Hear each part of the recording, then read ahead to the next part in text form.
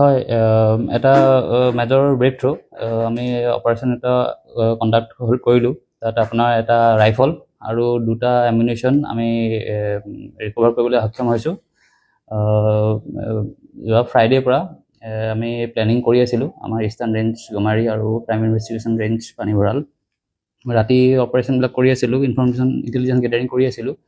আমি জানি পৰা মতে তেখেতসকলৰ স্বীকাৰোক্তি লৈছোঁ, এই যোৱাকালি মানে ছানডে তেখেতসকলে কাজিৰঙা ৰাষ্ট্ৰীয় উদ্যানৰ ভিতৰত এটা গঁড় হত্যা কৰিবলৈ পৰিকল্পনা কৰি আছিলে, কিন্তু আমি তেখেতসকলক ধৰিবলৈ সক্ষম হওঁ।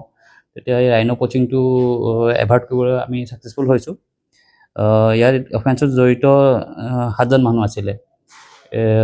এইটো ৰাতি দিন আমি অপাৰেশ্যনটো কৰি ইণ্টেলিজেঞ্চ গেডাৰিং কৰি বস্তুটো আমি ৰিকভাৰ কৰিবলৈ ছাকচেছফুল হ'লোঁ। ইয়াত গাঁৱৰ স্থানীয় ৰাইজে আমাক যথেষ্ট সহায় কৰিছে। আৰু ইয়াত অলপ তেখেতসকলে কোচিং কৰি চুবুৰীয়া ৰাজ্যলৈ লৈ যোৱা এনেকুৱা পৰিকল্পনা কৰি আছিলে। তো আমাৰ এতিয়ালৈ 7জন ধৰা হৈছে।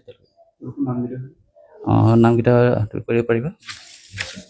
এজন নাম হ'ল বিশ্বৰূপ মিলি, গাঁও ৰাওনামুখ, আৰু 2 নম্বৰ ৰানোজ পেগু, গাঁও গছপুৰীয়া, আৰু বিমল পাচুং, গাঁও সৰু তামুলী, 4 নম্বৰ বিৰগু পেগু, গাঁও সৰু তামুলী, আৰু আছে শিৱগুৰু পেগু, গাঁও হ'ল দাৰুপাৰা, আণ্ডাৰ গহপুৰ পুলিচ ষ্টেচন। হয়, আৰু এজন আছিলে দীপেন পেগু। তেখেত ইয়াৰ আগতে আমাৰ বাঘৰ কেছ এটা ডিটেক্ট কৰা হৈছিলে। তাত বাঘৰ হাড় কিছুমান বিকিবলৈ চেষ্টা কৰি আছিলে। সেই কেছত এজন অভিযুক্ত অলৰেডি জেলত আছে।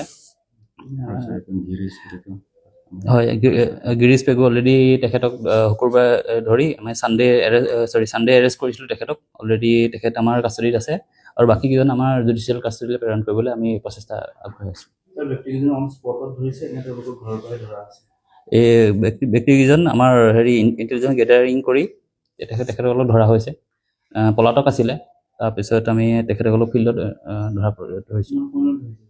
এখেতৰ ফ্ৰাইডেৰ পৰা আমাৰ অপাৰেশ্যন চলি আছিলে। আজি আপোনাৰ আজি মনডে হ'ল 3 days 3 দিন।